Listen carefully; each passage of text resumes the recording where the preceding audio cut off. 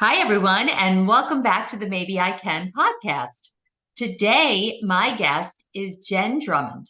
Jen is the mom of seven, successful business owner, and world record holder. As the first woman to climb the second highest summits on each of the seven continents, she now spends her time inspiring others to create a thriving business and lasting legacy of their own. She shares her story and strategies for success through her book, Break Proof: 7 Strategies to Build Resilience and Achieve Your Life Goals, and her Seek Your Summit podcast, programs, and signature talks. Learn more about how she elevates devoted and determined entrepreneurs to go beyond a life of success to a life of significance. Well, welcome to the show, Jen.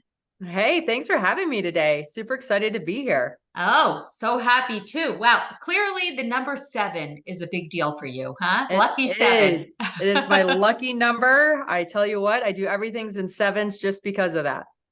First, before I even ask you my signature question, I am looking at you thinking, 7 children? Did you adopt them or what? Please tell me yes. You have to chase after those 7 children, right? Like they take a lot of energy to bring forth and manage and all the things. Oh my goodness. What's their age, youngest to oldest? Yes. So my oldest is 17 and my youngest are 10. So I have 5 boys and then twin girls at the bottom, which is just my wild and crazy. Wow. So you had to really hang in there to get those girls. Yes, I did. You persevered and you got them. Good for you. There we go. There's a story and resilience right there, my friends. Absolutely. Absolutely. I can't imagine. I'm a product of a lot of infertility. So anybody who was able to have that many children is just scientific amazement to me to begin with. So Well, good for hey, you. we were the infertility journey too, believe it or not. Really? So I could not have kids naturally. I went to the fertility clinic. Nothing worked, like nothing. It did the opposite of what it said it would. And then finally one day the doctors came up with a chemical cocktail that turned me into a hen, and they got 28 eggs in a harvest. And those 28 eggs became 14 embryos. And I viewed embryos as life.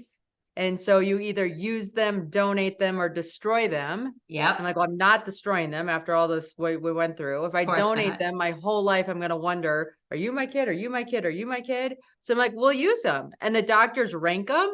And so they'll say, I bet you'll get 3, maybe 4 kids. 7.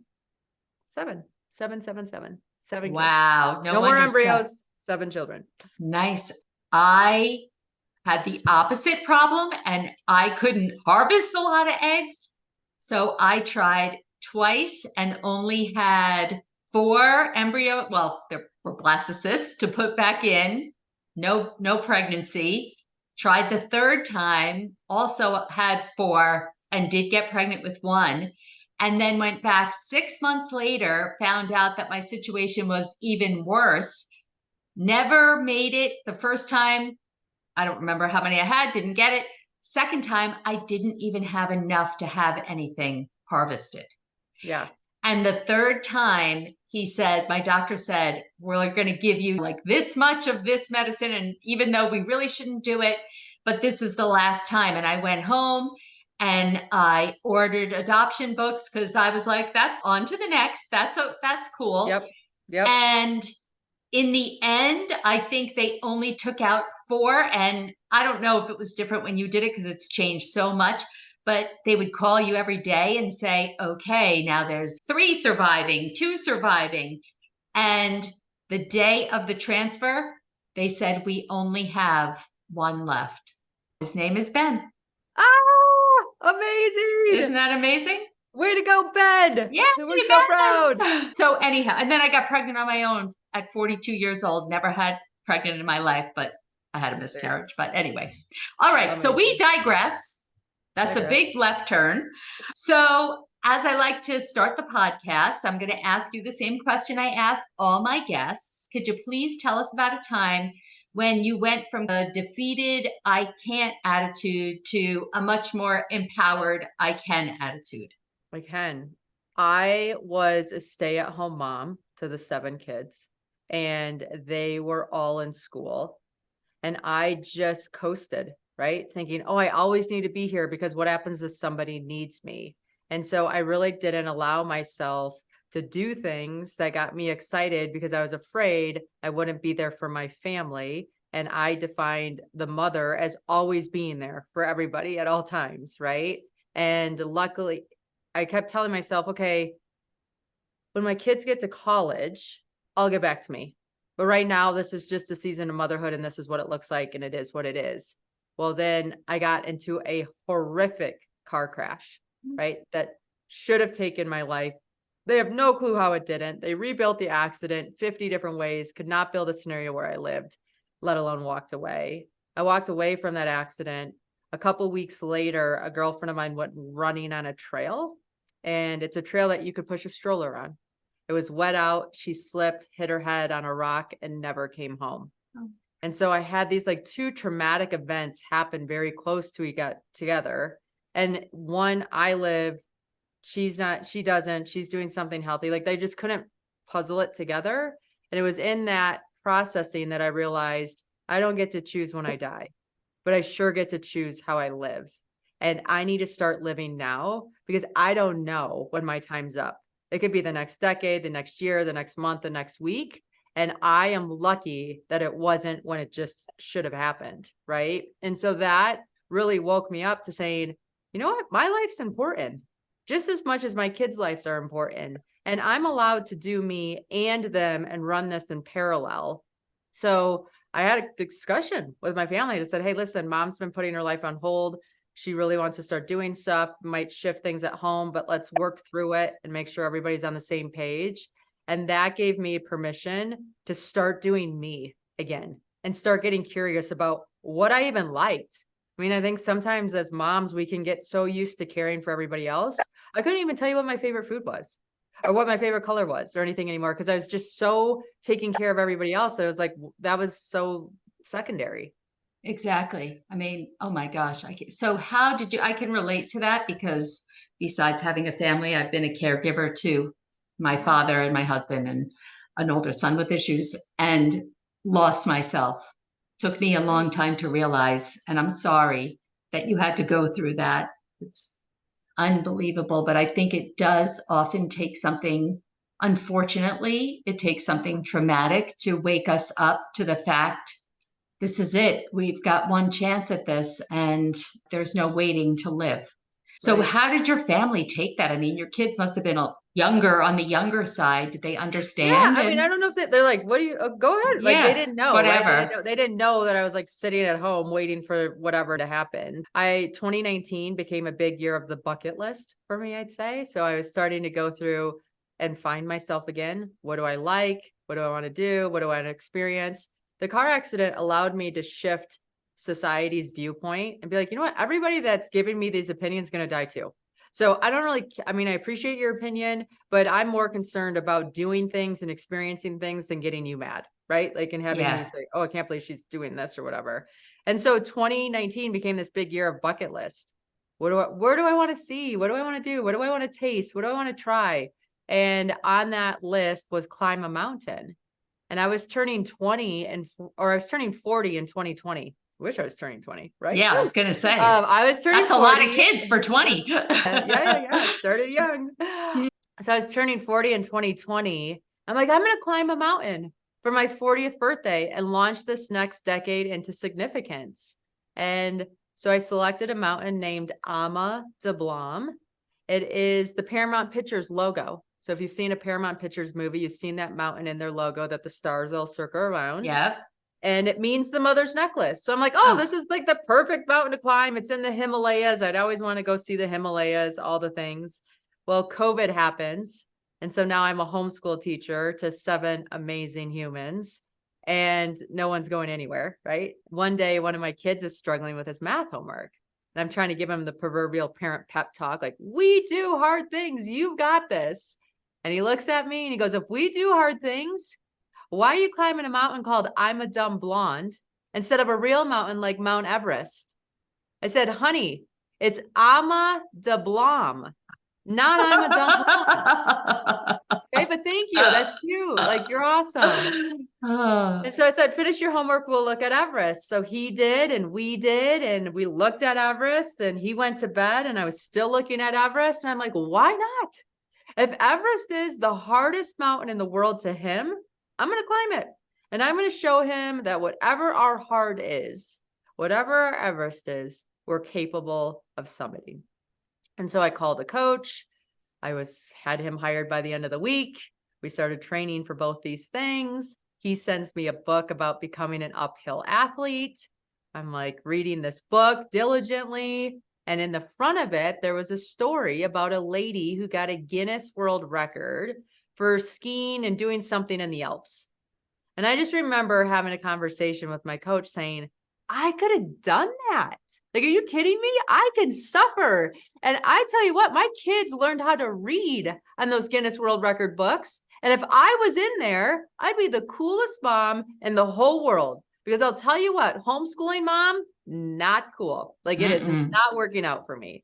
And my coach laughed. He's like, I'll think of something. I'm like, okay, but listen, I'm not growing pumpkins or speed eating hot dogs or doing the fingernail thing. I mean, there's some unique Guinness World Records out there that I was not interested in pursuing. He's like, oh, don't worry, I'll think of something. Now, a few weeks later, he calls me. He's like, Jen, I have the perfect record for you.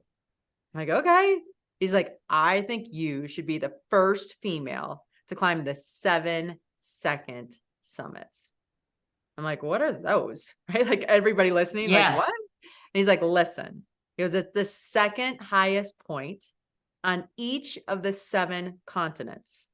It's harder than the first 7. It's only been done by one male before. You would be the first woman.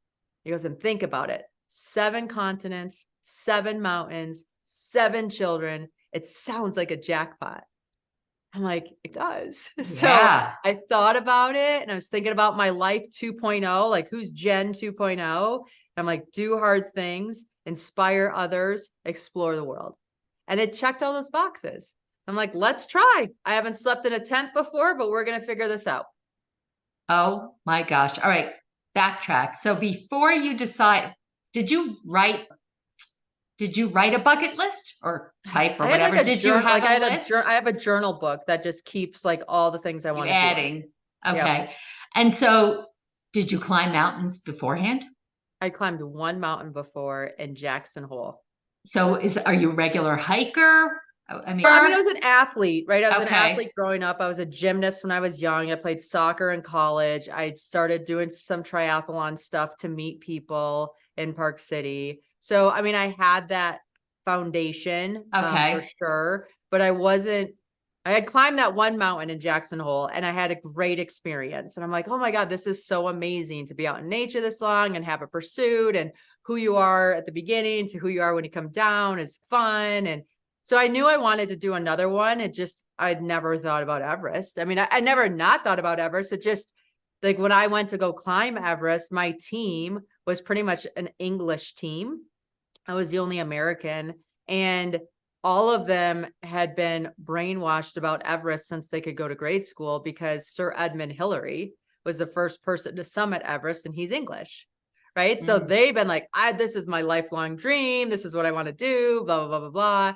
I'm like, yeah, I decided last year I'm here, but I had the fitness to help make that happen. So really, an Everest is mindset and fitness. When you have 7 children, you have a pretty robust mindset. And the fitness, I had a pretty solid foundation. This is unbelievable. And I'm guessing that your family was super supportive. I mean, how much time did it take out of your day on a regular basis to train? Yeah, it took time, definitely. I would bring my kids to school. I would go train. I'd pick my kids up from school. Sometimes I'd still have training left. And so if somebody had a soccer game, I was the mom at the soccer game with a 12-inch step. And I had a backpack full of water bottles. And so I'm watching my kid play soccer, and I'm going up and down the step the entire hour and a half, because I need to get that workout in to be safe on the mountain. And of course, my kids are like, why can't you be like the normal moms that just sit and watch me? I'm like, the normal moms aren't climbing Everest, sweetheart. So guess what? Abnormal goal, abnormal life. Here it is. Wow. But was Everest the first one you did, or you did the dumb blonde one? I did the dumb blonde one first, and then I ended up climbing 2 of the second summits next. I did Ojos del Salado and then Mount Kenya, and then I went to climb Everest. So mountains have climbing seasons. So there's certain times of the year that you climb different mountains. Mount Everest is always May. And the interesting thing about taking on this pursuit in COVID is I was waiting for countries to open. So I did Ojos del Salado in South America, which is located in Chile first. This was the first country to open to be able to go there and climb it. And then I went to Africa next because Kenya opened. And then it was season for Everest, and Everest trained me for K2. So K2 is the second highest point in the world, much harder than Everest. And so it was really nice to do Everest first because then I knew how well my body did at altitude, right? I knew my body could handle that height because it handled higher. Now is just refining the different skills to be able to summit. So with all these lead ups, was there a moment where you said, I can't do this, I can't go on, where you stumbled? Yeah, there's 1,000 moments in any climb, metaphorical or physical, that you're like, what am I doing? Why am I here? I want a beach and a margarita. Just kidding on this goal, right? I mean, that happens to all of us, whatever we're trying to climb. That's why we celebrate the summits, right? Because the summit is significant. We said yes when we wanted to say no 1,000 times before, but we didn't listen to the no voice. We kept going with the yes voice. And I have a fear of heights. Come Okay. I had on. no idea I had a fear of heights. Oh, And still I started getting into this thing. And I'm like, well, that's convenient. Like, how did this happen? And when you climb Everest, if you've seen photos, there's those ladders, right? That go across those crevasses that connect. And I just remember thinking, oh my gosh, maybe I'll go and they'll have no ladders the year that I'm going. But I was like wishful thinking. So I remember coming up to that first ladder being like, oh, like this is going to take some work. So I had to give the pep talk to myself. I'm like, I can do this. We do hard things. Da da da da da. I had to I'm like, let's play some pump up music because we used to play pump up music before we got onto the soccer field and got us all excited. So I'm playing this pump up music, and then I go to grab the ropes on the ladder, and then I go to step on the ladder. And of course, it's not like these ladders are drilled in to the yeah. snowbanks, right? You step on one, the other end goes up in the air, and you're like, what? Like, this is insanity. And I just remember thinking, there's 999 things I can think about that are going to keep me from getting from this side to that side. So instead of focusing on those, I need to find something that's going to help me get across. And I realized if I said safe step, then all I needed to do is do safe steps to get across this ladder. And so I kept saying it to myself, and like we tease about it because I said it out loud because I wanted to like put myself in that mantra. Safe step, safe step, safe step. And by repeating it continuously, there wasn't those negative thoughts that could come in. Oh, you're going to fall. Oh, there's a 2,000-foot drop. Oh, this is dangerous. Are you crazy? Like, all those things exist, but I just didn't allow them space to stick. So when I got to the other side, I mean, we had a dance party, right? Like, it was like, woo, see, we did it, right? And thank God I had such supportive people around me, and it's the power of a team. Yeah. Get through hard things. Growing up, obviously sports helped you because playing in anything competitive is certainly a help. But did you always have that ability to shift your mindset, to talk to yourself and be resilient? I must have at some level. I mean, I think you cultivate it as well. When I was training for the mountains, that's when I realized this fear of heights showed up. And I just remember going up to the spot on the hill, on the climb, and I started turning white. I started feeling like I was going to throw up. My legs started shaking like they were Shakira's hips. I was like, oh my goodness, what am I going to do? And so I climbed back down, and I'm like, what was that? Like, I didn't even know what happened because I thought fear was just something in your head. I didn't realize it could manifest in your body. Yeah. And so here it is, like, it's all in my body. I'm sweating profusely. I feel like I'm going to puke, like all these things. And my coach is like, well, you have a fear of heights. I'm like, okay, well, what are we going to do about this? And he's like, we're going to have to exposure therapy it out of you. So he's like, what you're going to need to do is get back on that wall and just go one handhold higher. And so I did. I went up the wall, went one handhold higher, and came all the way back down.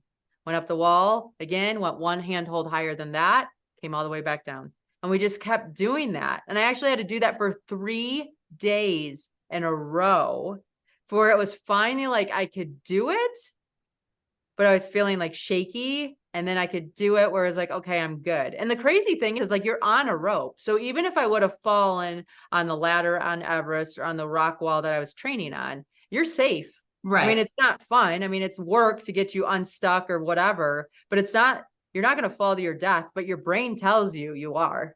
Oh, yeah. Yeah. So it's just one of those things where you learn like your brain lies. My brain's lying. I am safe. I know I'm safe. Everybody else is on the other side of this. I shall get to the other side. Here we go. My gosh, you know how long it took me to realize that every thought that went through my head was not the truth? I don't think I ever stopped to think about it. I mean, if I thought it, it must be so.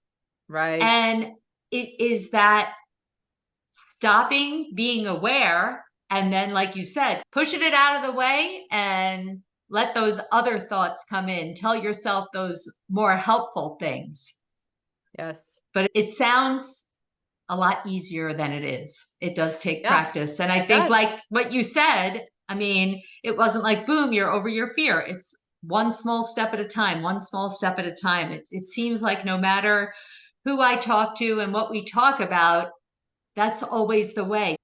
Nothing is, it always appears, I'm sure people listen to what you've accomplished and think, oh yeah, well, she was just good at it. Oh, she was climbing since she was a baby. Oh, right? Because we never see the backstory. Easy. Yeah, right. That's easy because that says, I can't do it. Discount somebody else, that gets us off the hook from having to face like, oh, we could do that. Right. So anytime that I start discounting somebody's efforts, I'm like, what am I afraid of? Like, what does that say about me? Because it says nothing about that human and their accomplishment. It says something about me as a person. Absolutely. One of the things in one of the talks that I give talks about the difference between starting a sentence with I can't. So I can't climb a mountain. I can't get up at 5 a.m. and exercise, whatever it is.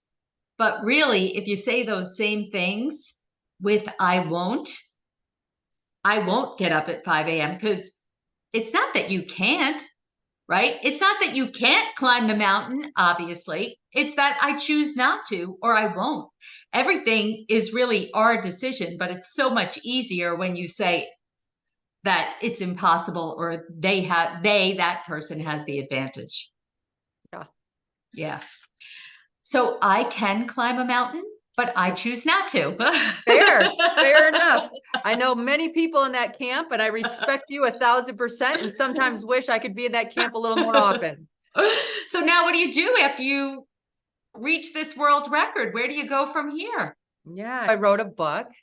So when I was halfway through the pursuit, I went out with a friend of mine for lunch who's an author, and I'm telling him my stories. He's like, I don't even like mountaineering, and this is fascinating. He's like, you need to write a book. Okay, note to self. If somebody's an author and encourages you to write a book, it's because that's their zone of genius. Okay. Right. I said, oh, sure. Write a book. As in, would you like cookies or brownies for dessert with lunch today? Same level of difficulty. Zero truth to that. Writing a book is extremely challenging and so I'm really proud of that. It launches January 9, 2024, but it's in pre-sales right now with all the freebies and funness. So yeah, it's been interesting. Oh, congratulations. You're right. I do know I never had any desire to write a book. I didn't know how to write a book. And it's just like learning how to climb a mountain, right? Yep. It's one foot in front of the other. I don't know if you had this, but when I first sat down and I forget, one of the first things I saw is, well, you do these 20-minute writing sprints and then you take 5-minute break and then you do 20 more minutes. You do this for an hour. So I set the clock and take everything away, right? No phones, no distractions. I'm like, type one sentence. I'm staring at the blank computer. How much time passed? Oh my gosh, it's only been 1:30. They expect me to do this long, but it's just like climbing a mountain. Okay, so tomorrow I'm going to do it for 3 minutes and then 5 minutes and so on. It's it really is all about your mindset and persevering, because all of us, that either we come to that challenge, right? And I think, I don't know if you've heard this statistic, and I'm not, these aren't the right numbers, but it's something like 85% of the population say they want to write a book, but like 3% of the population do. So why is that, right? What's the difference of that 3% or whatever that small percentage is? They persevered because it wasn't easy. It was darn hard. Yeah. And it's still hard on the other side. It turns different once you publish. It's a different hard. You're like, It oh, is wait a a different minute. You don't just write the book. Now I need to have people know about it. How about that? I'm so glad I didn't know that beforehand, because I might not have ever done it. I'm like, okay, well, I'll just sit here by myself and I'll write this book, and easy peasy. Not so much, but that's okay, because it's cool, because challenging yourself expands you as a human, right? And it makes living really living instead of just staying on that hamster wheel of life. So, are you still climbing? Do you have other? You want to know what? I'm going to take my 3 oldest boys. We're going to go to Africa in February, and we're going to go climb Mount Kilimanjaro together. So I'm super excited about that. And yeah, it just looks a little different. Now it's like, okay, I did this quest. Now I can climb maybe mountains that I'm more interested in that don't have any records tied to them, or I can take my kids on mountain expeditions that fit their abilities and things like that. So I'm pretty excited. Oh, that's just the coolest thing, to be able to share it with your kids. And I'm sure that you're such an inspiration. And I got to guess that it is a part of what your why was that kept you going, to show them that yes, anything you set your mind to, you can accomplish. Definitely.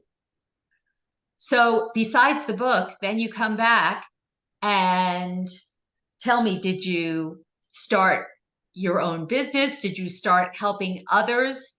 Were you interested in coaching to help people learn how to climb? Literally, figuratively? How did that work? So I would say, like, definitely people who are in the mountaineering community reach out to me for like tips and tricks and things for mountaineering or training plans that I've used, which I'm like happy to share. I would say more or less I've been helping more people on the mental mindset of achieving their goals and what's going on that's blocking them from getting from A to B. So that's been really fun. I've been talking about the expeditions and just extracting lessons from the experiences to share in keynotes and different events like that. It's like any of us, once we've had success, like once we've climbed our mountain, we find more significance in sharing, right? And empowering others and helping others on their pursuits to get to the top. And I'm so grateful for all that.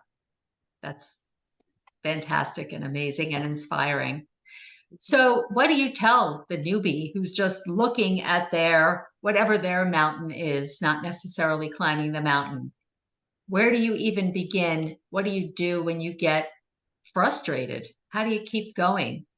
Yeah, everybody's story is unique, right? So everybody gets tripped up in different areas.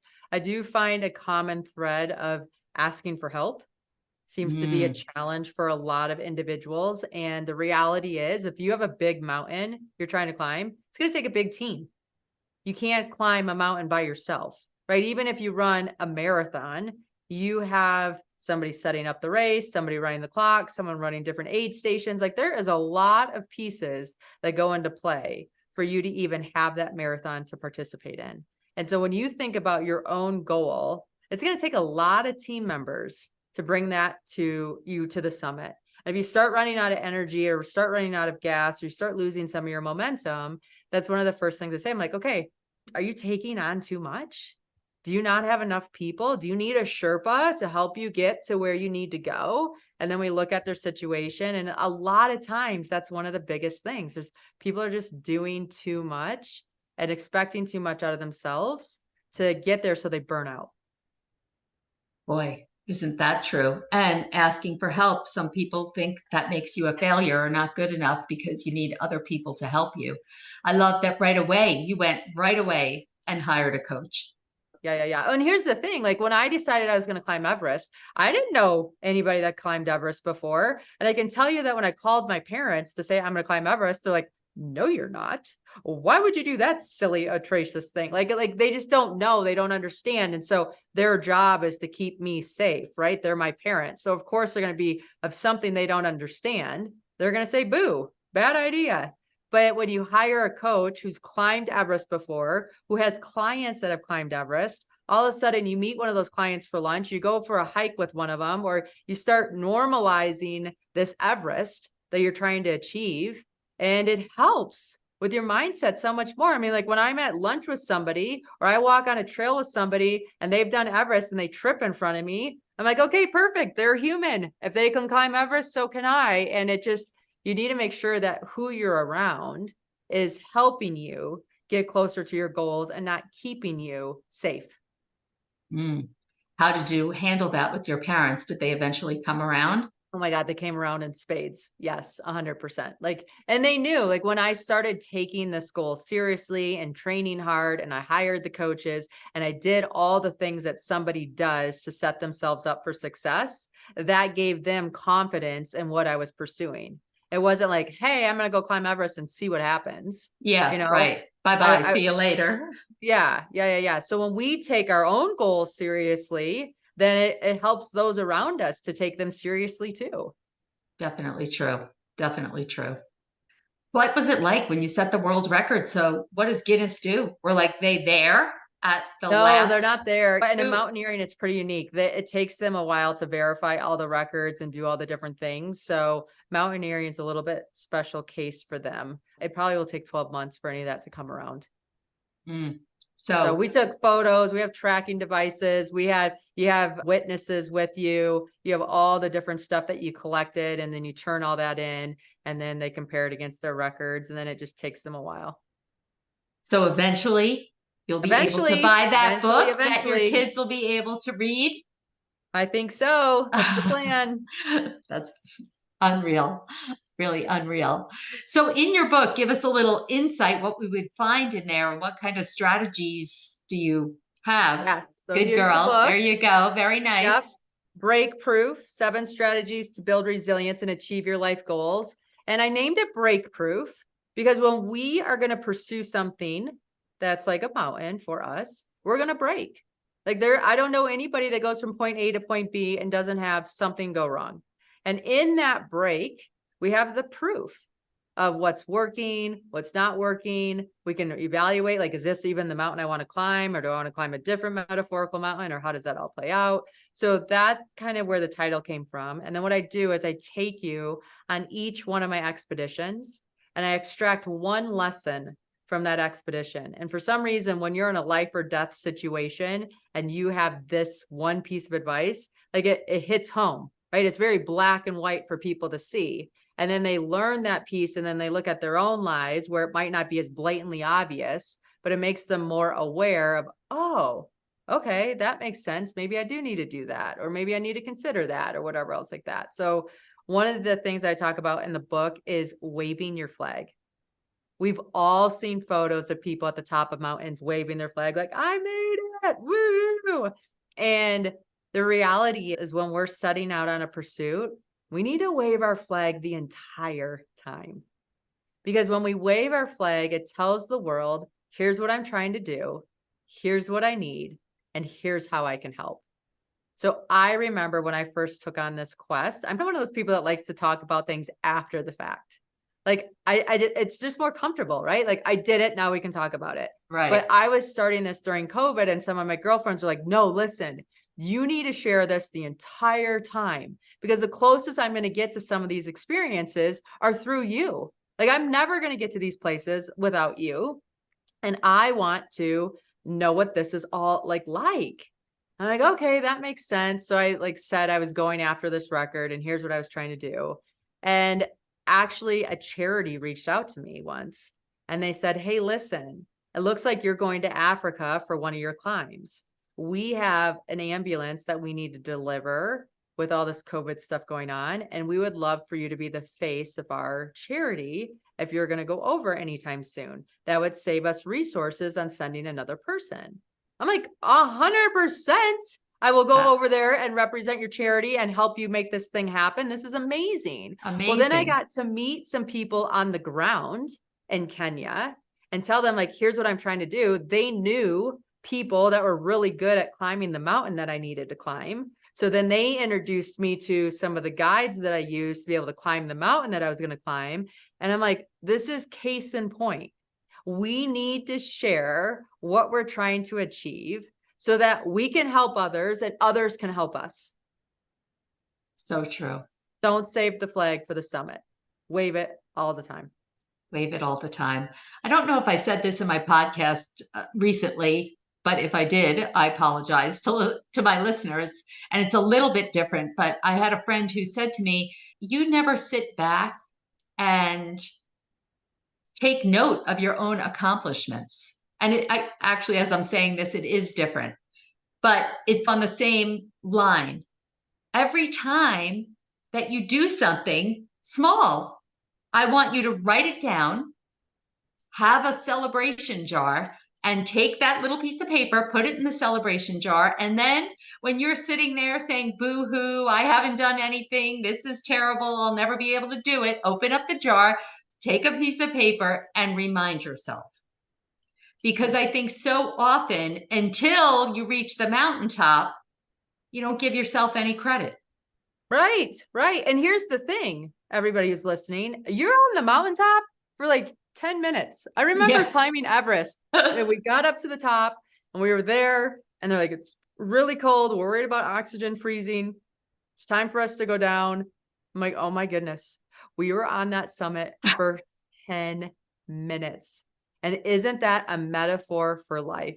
Yes. You better enjoy the process, the journey, the overcoming, the becoming, all of it, because our summits are such a tiny part of the entire pursuit. Great point. Great point. How long does it take you to actually climb up Everest, let's say, since you're talking about that? So it takes about 5 days to get to the top of Everest because you're doing just enough each day to like rest, recover, and eat. Now you could, like, if you wanted to speed climb it, there's people that do it in like no time, right? But if you're doing it through a traditional climbing company, it's going to take you about 5 days to summit. And does it take the same to come down? It actually goes down a lot faster. I figured. Yeah, we came down and I like some of my team came down in 2 days. I came down with a couple people in 1 day. Wow. Yeah. There's just something about being back at base camp where you can have real food and take a shower. Yeah. Does it physically take you time? How does it work recovering from something like that physically? Yeah, you take a little bit of time for sure. I mean, it wasn't terrible. I summited Everest on May 31st and I went to K2 after the 4th of July to start climbing that one. So I was home for like 3 weeks, but I was building that fitness, right? The fitness was compounding on top of each other. So the 3 weeks that I was home, I was taking it easy, but I had that strong foundation to work from and fall back on. That makes sense. And during all of this training, how difficult was it for you to balance your life as a mom? Yeah, it is. It's difficult, right? Like there's definitely times that are more straining than others. I built a 40-day parenting challenge for myself before I went on expedition because I was like, okay, I'm really good at checking boxes and I love challenges. Like that's just my personality. So I built a challenge where it was connecting with my kids for the 40 days before I left. And that made sure that I was doing all the little things to have the special memories and to connect and just feel close. And it's funny because when I climbed my last mountain and I got back, my kids are like, oh, are we not going to do that challenge anymore? Aww. And I'm like, no, we'll still do it. So we actually just did it this October and I opened it up to the public to be able to join me. And it's been so much fun, like just sharing ideas and connecting with each other and all that kind of stuff. So what kind of things do you do? Okay, so one of the things is, and I know this sounds so silly, but it's so easy, is we do a 30-second hug. Oh. So I make sure that I just do like, because that extra long hug, you can just feel their bodies like melt. Yes. Right. For the first 5 to 10 seconds, it's like, okay, hug. And then all of a sudden, like they just start to like, oh, it's the best feeling. And my big kids are like, Mom, I don't want to hug. So I'll sit there and I'll poke them, right? I'll be like, my arms will be on their body and I'll be counting. I'll be like 26, 27, 28. oh, I forgot what number I was on. 1, 2, 3. And you think they don't like it until my oldest had his girlfriend over and he was doing the same thing to her. Ah, And I was yeah. like, ah, sucker, you're busted. Mom knows. And like other things, like one of the days we eat breakfast with candles instead of the lights. And it's like this simplest little thing, but my kids like love candlelit breakfast, right? And it's just those little things that you do that just make the ordinary extraordinary. Exactly. Exactly. Wow. That is good. First of all, I love that you even eat breakfast together. I'm impressed Yeah. with that I guess on the That's the weekends at easiest least. meal for us to get Yeah, together is breakfast. I'm sure. I'm sure everybody's running separate ways after school and after work and whatnot. Yeah. Wow. So as we wrap up, is there anything else that you can, another tip or something that you can share with the audience? Yeah, let me share an experience I had on the mountain that I think will benefit everybody. When you go to the mountain and you brush your teeth, you have no mirror, right? So you're just out there looking at the world, taking it all in, just thinking like everything's pretty amazing. And then when I came home, I had a mirror again and I started brushing my teeth. And all of a sudden I realized I was like picking myself apart. Oh my gosh, I need to put more lotion on. Oh, my hair looks terrible. Or like all these things that are not very helpful. And I didn't realize it until I was away from it and I came back to it. I'm like, wow, this isn't a good thing to do. So now in our house, because I asked my kids, I'm like, do you do this or is this just mom? Like, no, we do that too. Like, okay, we have what we call the toothbrush talk. So when you brush your teeth, you are only allowed to say positive things about yourself. Okay. The world's going to come at you full force the minute you walk out of your home. So you need to do the best to equip yourself for that. And so I tell everybody we have a 2-minute toothbrush talk. And that 2-minute toothbrush talk, you can say whatever you want. You can do affirmations, mantras, talk about your day, whatever, but it has to be positive. And that little teeny tiny thing has a big impact on your day. So I challenge you to try the toothbrush talk today. What a wonderful suggestion. Wonderful. And I love it that you are passing it on to your kids. And for those of my listeners whose kids are too old, then it's time for the grandkids, right? Yes. Just Yes. didn't exist when our kids were little, that kind of thinking. But I'm so happy that it's here now. And I'm so happy that you have shared your amazing story with us because it really is inspirational and reminds all of us that there's nothing we can't do if we set our minds to it, right? That's right. So I'll share everything in the show notes, but if you would tell everyone where they can find more about you and about your pre-sale on your book. Yes. Okay. So go to jendrummond.com. You'll find all my social media handles. So you reach out and say hello on whatever your platform of choice is. You're welcome to order the book on my website as well, or join one of the challenges that I put together. And if you're listening while you're driving, text the word Everest to 33777. So that's 33,777. Text the word Everest and you'll get updates from us on all the fun goodies. Oh, great. Wonderful. Well, Jen, it's been an absolute pleasure, and I wish you all the best with the book and your future climbs and your future endeavors. And I appreciate you taking the time to share your words of wisdom with us today. Thank you very much.